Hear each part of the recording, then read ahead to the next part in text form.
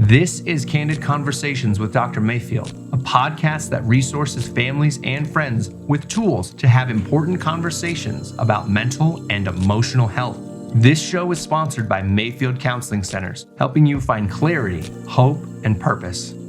Here's your host, Trever Shirin. Thank you for joining us on Candid Conversations. I am Trever Shirin, joined as always by Dr. Mark Mayfield. What's up? And full disclosure, this is an episode that we did film last week, but the audio quality was a little rough. So you may have actually noticed that the episode that we put out last week, there were certain elements of the sound that didn't sound great. We figured out the mic problem, and we're going to attempt to rehash out that conversation on self-soothing today. Let's try it again. We're going to need to self-soothe ourselves here after doing that one. I mean, we've talked before about how often we need to, you and I need to go back and listen to episodes that we've put out and just remind ourselves of those conversations. And so it's interesting revisiting a conversation that we had and trying to think back on, okay, what did we say about self-soothing? How have things changed even in the past week on how I view it? Yeah, and what do we need to learn because we're doing it twice? Yeah, right. How can we soothe ourselves in this? When things happen twice, maybe we should listen to ourselves. And so let's start with a couple definitions. Yeah.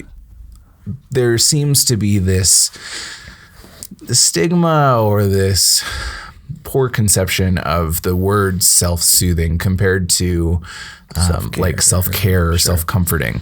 What is the other side of self-soothing that makes it not as popular or usable? I think self-soothing is something that we do when we realize, well, we don't realize. So it's something we do when we're unhealthy at times, and not always, but I think that's the difference between self-care and self-soothing. Self-soothing is, I'm not doing well, give me a chocolate. I'm not doing well, I'm going to watch some pornography. I'm not doing well, I'm going to drink some alcohol, or I'm going to do some, whatever it is to take that edge off of not doing well, I think is the way I understand self-soothing, where self-care is, hey, I want to make sure I'm doing well. Yeah. And so what can we do to maintain or... So then is self-soothing always a negative, like drugs, sex, alcohol, like those things, the antisocial-esque behaviors, or can it also be some more things that line up with self-care, or is it only bad? I don't know. That's a good question. I think it's the motive behind it. Why are you turning to those things? Now, is going home and having a little bit of whiskey and sitting by your fireplace and reading a good book, is that self-soothing or is that self-care? Self-destruction, obviously. Self-destruction, That's the obvious answer, right? No, but that sounds like, if it's a colder day, like, we're sitting out here today, it's August 13th, and it's cloudy and misty, and like that to me is like, let's go get a good book and sit by the fireplace and get a little bit of whiskey and read, right? So that's, instead we choose to be with you. Right. You're lucky. But I think that's self-care. But if I go home and say, I've had a really bad day, I've listened to everybody's problems, and I don't want to deal with anything anymore, and I drink and drink and drink just so I don't feel... Am I soothing? Yes. Is that healthy? No. So it sounds like there's a bit of timing that makes self-soothing dependent on whether it's beneficial or not, as well as the amount or the duration or the intensity of that thing. So, if we're choosing to drink, one drink is acceptable and can be healthy and has some benefits. One bottle is a different thing entirely. If you extrapolate that, though, one line of cocaine, is that good? But like 5 is not, or 1 minute of pornography compared to 10 minutes or whatever. Yeah, no. So I think it's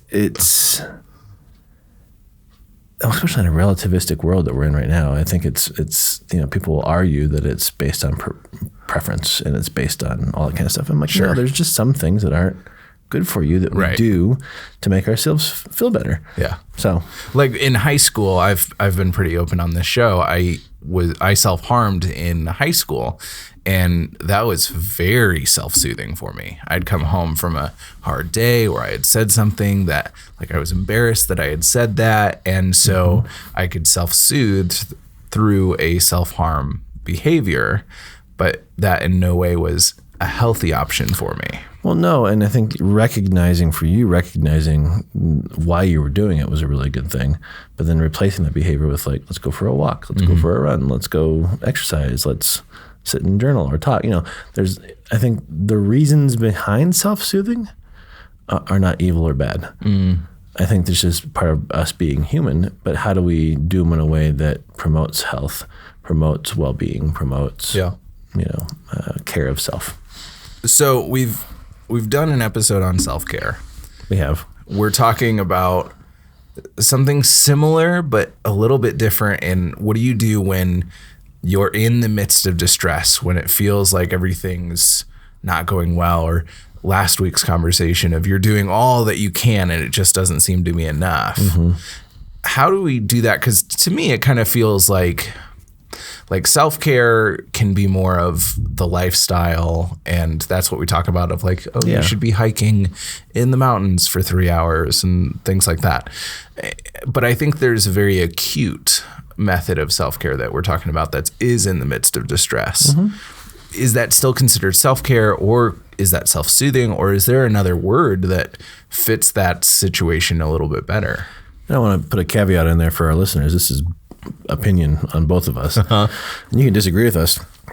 We'd love to have you email us, on Candid at mayfieldcounseling.com if you got an opinion on this, because I think this is us just kind of being raw today and wrestling through. I always associate, and maybe this is just how I was brought up or just how I saw the world growing up, but I always saw self-soothing as a negative, because it was negating or like numbing or pushing aside things that needed to be dealt with. That's just me, and I think that's kind of how I view it. But it's interesting. As we're having this conversation, I'm wondering, maybe has my view of this for the last almost 38 years been wrong? Yeah. I don't know. Well, and I think it's interesting too, when I hear people talking about children, there is that element of self-soothing that they talk about, and it's spoken of in a very positive way of you want your child to learn to self-soothe. And I think it's interesting that in context of children, it has this positive connotation. Well, but let's break that down for a second. What do we mean by self-soothe? Like, are they having anxiety and they don't want to sleep in their room, but you're making them, and so they're going to figure out a way to rock themselves to sleep as they're crying by sucking their thumb? That's probably not the best thing, right? And I think we've shown over the years as things have developed and we've gotten more understanding of the child and the psyche of a 0 to 3 year old. Right? They shouldn't have to self-soothe. Yeah. They need the attachment of their caregiver. And there have been countless books out there that have just, I think, damaged a lot of people, saying, well, they should cry themselves to sleep by the time they're, 3 weeks old or 5 weeks old or 6 weeks old or 8 weeks old. I mean, I remember this book that we went through when we were told to go through I don't remember what it was called, when we first had our first daughter. And I'm reading through it going, this is ludicrous. Like, no, right? But they're all talking about this idea of self-soothing. Well, but really what is in that moment, what is self-soothing? It's them trying to figure out how to care for themselves. And that's not okay for in my mind, for a 0 to 3. It wouldn't be developmentally appropriate. At least that's how I see it. Yeah. Sure. So in this concept of maybe just distress tolerance skills. Sure. Coping skills. Grit and resiliency skills. Yeah. What does that look like when, especially in the context of our conversation last week with doing all that you can, where you feel like you're at capacity? Right. How do you interact with that situation? I think it's that's a good question. I think it's a becoming comfortable, maybe is the right word, with where you're at. Because like we talked about earlier, when you were talking about your cutting and stuff, I did something wrong, I said something wrong, I felt wrong, or those kinds of things. You were trying to get rid of those feelings.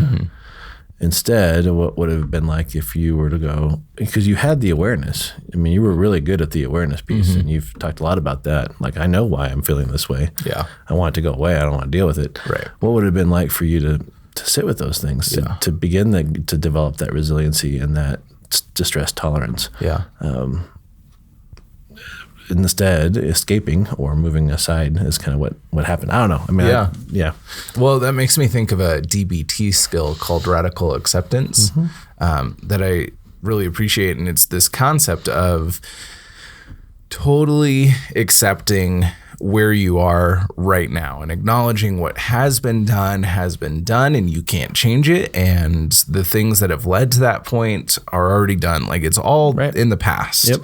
And you can't control what has already happened. What you can control is what you're doing right now and how that impacts the future.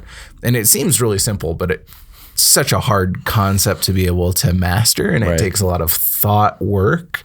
But I think that's what I hear you saying too, is how do we radically accept where we are right now and how we interact with our space in that moment towards greater, I think, I don't know, I kind of don't like the word comfort. I think it's right, but that I feel like that's a couple steps down the road, because I can't imagine being in that point of distress and saying like, oh, okay, I'm comfortable now.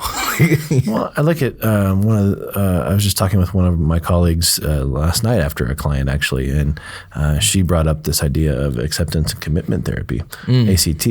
And basically it's saying, instead of like pushing away our anxiety and having it as a bad thing, what if we had invited it in and said, hey, let's get to know each other. Come on in. We want to become familiar with you. And I do that a lot with my clients of asking them the question, what would it be like to be old friends with your emotions and some of your distress? Yeah. Because when you become old friends with something, you know the ins and the outs, and you know the nuances, and you might not like it, but you're not surprised by it. Right. And so I think in the same way with the radical acceptance piece, the acceptance commitment piece of going, let's just, it is what it is. And not it is what it is, let's stay there and be miserable. It is what it is, like, let's accept it. Radical acceptance. And then what are our choices? Yeah, having some agency in the midst of it, where I can't control the past, but I can control now, or manage now, I think is probably a better word. I can control how I react to now, which is managing, I think. But it's a concept that we don't see very often. I mean, I think about, and this is going to ruffle some feathers, but I think about, what happened after Trump became president on college campuses. They needed stuffed animal rooms and cry rooms and all this kind of stuff. And it's because we have not taught Generation Z, or in toward the tail end of the millennial generation, we've not taught them these skills of, you know what, you can't control what happens in life. You can get really mad about it and you can throw a tantrum, or you can go, you know what, how do I learn to cope with this kind of stuff? But we're placating and pandering and all these kind of things to a generation that doesn't have these skills. Now, what does that say about us as parents? Or those kind of things. We've talked about this a lot of kind of the rescue parent, the snowplow parent moving everything hard away, or the helicopter parent rescuing. And I think it's a disservice to our kids, where so I think we're coming full circle then is when is the right age for them to sit with these things and figure out some growth, resiliency, and grit? Is that self-soothing? Well, that sounds like an excellent question that could probably be answered by a previous episode of Candid Conversations, talking about Erickson's stages of development. Right. Encourage you to check it out. nice plug there. But that's why I wonder, is it a 8, 9, 10, 12 years old? And I think everything is age, do things age appropriately. Now, I don't think you should be teaching a 3, 4, or 5-year-old, good luck, figure it out. Right. But are there things that once they hit 4 or 5 and they have some agency and they have some understanding of the bigger picture, how do we help teach them these things? But letting a baby cry at 3 months until they don't don't think it's a good idea. Listen to your breaking heart and just go.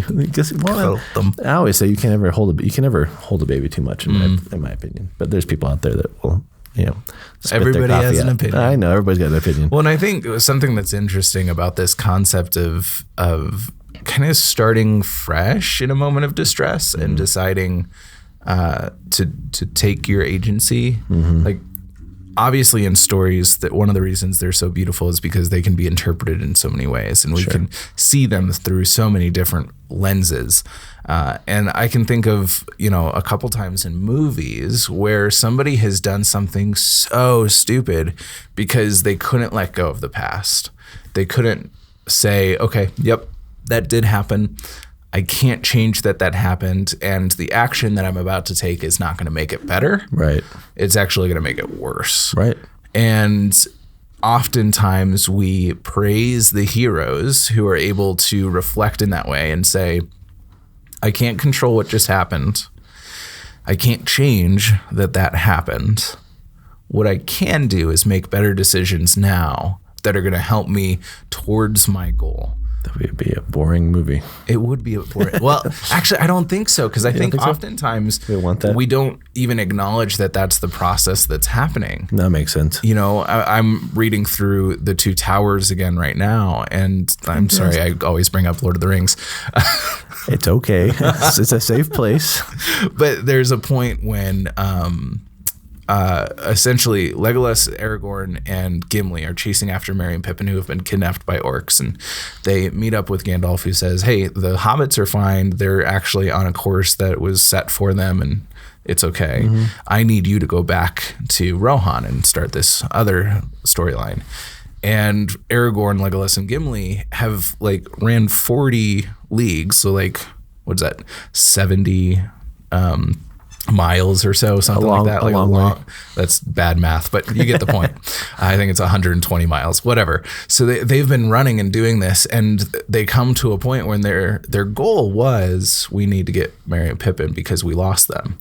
And then they acknowledge, okay, we can't save them. They're already okay, maybe. We don't know for sure, but we think they're okay. We think that they can handle it on their own. And we have something else that we need to do that is going to further the cause. And being able to do that seems so heroic because it's that same process of, I can't control it, so I'm going to do what I can in this moment. Well, it's the bigger picture too. Yeah. Right? I think it's the bigger picture. We get so burdened by our own stuff that we can't pop our head up and see what's going on, in the bigger picture. So I think it's good. I like that. That different perspective is huge. And oftentimes, something that has struck me before, when we talk about individuals who are suicidal, and we'll have an episode about that soon, where how to talk to somebody in that situation. But one of the biggest things we can do is to offer options. Right. Because when you're in that mindset, suicide's the only option. Well, it's because all we can see. Right. And I just think it's crazy how powerful different perspective and a wider perspective can be. Absolutely. Well, I challenge our listeners to kind of think back on kind of the things that they're doing to make themselves feel better in their life right now. We might get into this rhythm that having a drink at night is okay, but what's the purpose behind it? Having a pint of ice cream might be okay, but what's the purpose behind it? I think it's being mindful. And there's this term that one of my professor friends uses of when she's working with individuals that are recovering from eating disorders, this idea of mindful eating. Dr. Leaf talks about it in her books as well.